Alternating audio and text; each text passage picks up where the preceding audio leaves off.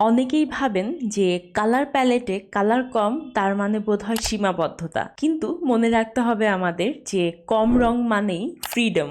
যখন আপনার কালার বক্সে 20টা কালার শেড থাকে তখন কিন্তু আপনি রং বাছাইয়ে অনেক সময় নেন, কিন্তু যখন আপনার কালার প্যালেটে 3 থেকে 4টা রং থাকবে তখন কিন্তু আপনি ভাবতে বাধ্য হবেন যে এই 3-4টা কালারের মধ্যে কিভাবে সম্পর্ক তৈরি করা যায়, কিভাবে আলো ছায়ার কাজ করা যায়, এবং এখানেই কিন্তু আপনার কালার সেন্স ডেভেলপ হয়। ধরুন আপনার কালার প্যালেটে শুধুমাত্র আল্ট্রামেরিন ব্লু, বার্ন সিয়েনা, হোয়াইট এবং ক্যাডমিয়াম রেড আছে। এই 3টা রং দিয়েই কিন্তু আপনি উষ্ণ কিংবা শীতল টোন, আলো কিংবা অন্ধকার, এমনকি পুরো একটি ল্যান্ডস্কেপও সাজিয়ে তুলতে পারেন। তখনই কেবল আপনি রঙের গুণ সম্পর্কে শিখতে পারবেন, কেবলমাত্র রঙের নাম নয়।